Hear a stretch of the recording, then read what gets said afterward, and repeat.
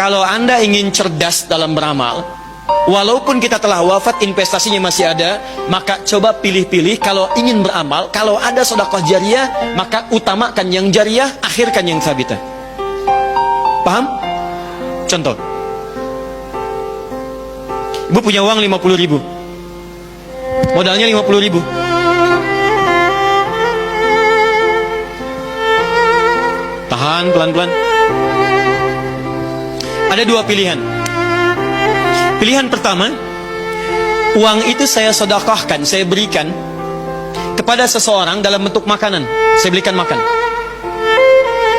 Yang kedua, saya belikan mushaf, saya hadiahkan kepada penghafal Quran. Saya tidak simpan di masjid, karena saat saya simpan di masjid belum tentu ada orang untuk membacanya, walaupun dia baca, misal. Ya boleh, silahkan simpan di masjid atau dimanapun. Tapi kalau ingin cara paling cerdas, berikan kepada penghafal Quran. Sama, modalnya sama, modalnya 50.000. Satu 50.000, yang kedua pun 50.000. Ini saya berikan dalam bentuk makanan. Diterima oleh si fulan, dimakan itu. Saat dia makan itu, energi masuk dalam dirinya. Diproses, metabolisme berproses dalam tubuh jadi energi. Saat jadi energi itu dia beraktivitas. Lihat baik-baik, begitu orang ini sholat dengan aktivitasnya, maka sholatnya dia ibu dapat bagian pahalanya. Ingat, ada hadisnya. Ada hadisnya. Kita misal ambil hadis riwayat Muslim, nomor hadis 1402 dengan nomor hadis 1300 atau 1897. Yang pertama mengatakan, man sanna fil islami sunnatan hasanatan falahu ajruha misla ajri man amila biha min ghairi an yankusa min ajriha syai'un. Yang kedua, man dalla ala khairin falahu ajruhu misla ajri fa'ili min ghairi an yankusa min ajrihi syai'un. Perhatikan baik-baik.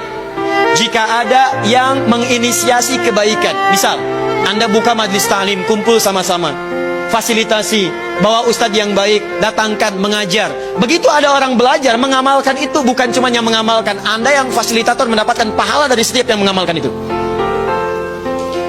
Maaf, yang kedua, dalla, memberikan fasilitas kebaikan atau memberikan sesuatu untuk digunakan pada yang baik. Anda beri makanan, nilainya 50.000, diberikan pada orang tadi, dia sholat. Begitu dia sholat karena energi dari makanan tadi, maka ibu mendapatkan pahala sholat yang sama dengan yang dia peroleh tanpa dikurangi sedikit pun. Jadi dia sholat, Anda pun dapat bagian pahalanya. Oh kalau gitu Ustadz, saya nggak usah sholat ya, saya ngasih makanan aja pada orang. Anda dapat pahala dari orang lain, tapi Anda mendapatkan dosa yang menggugurkan pahala itu. Dia tetap tidak dapat apa-apa. Persoalannya, saat makanan ini diberikan, energi berkumpul, dia mengerjakan kemuliaan, pahala dapat. Tapi kan energi itu akan hilang, akan habis bagian makanan itu. Kalau itu habis, maka selesailah kemudian pahala ibu di situ. Saya beli mushaf, saya berikan kepada penghafal Quran.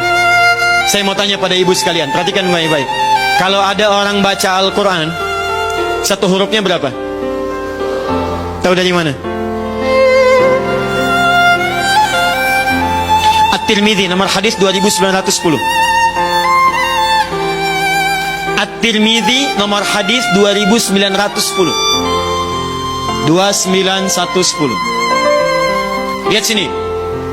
Man qara'a harfan min kitabillahi, siapa yang membacakan walau hanya satu huruf dari kitabullah, falahu asyru hasanat, maka akan diganjar pahalanya setiap hurufnya 10 kebaikan, nilai pahala.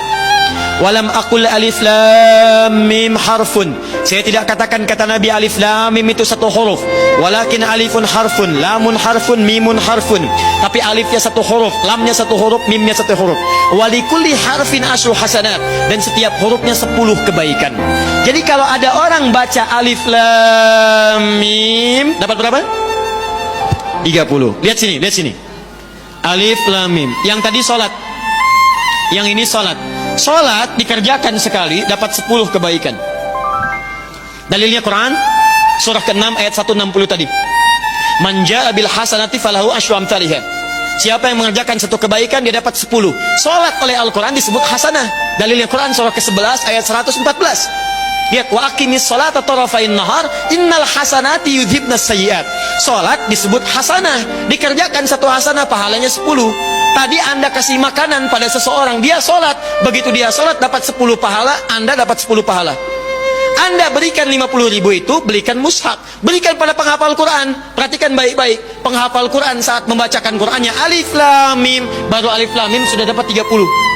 Banyak mana 10 dengan 30? 30. Dan dahsyatnya, hampir mustahil ada pembaca Al-Quran cuman baca Quran satu ayat atau bahkan satu huruf. Nggak ada, nggak ada. Saya belum pernah dengar ada penghafal Quran baca Al-Quran cuman sehuruf. Siapa yang ngasih ini?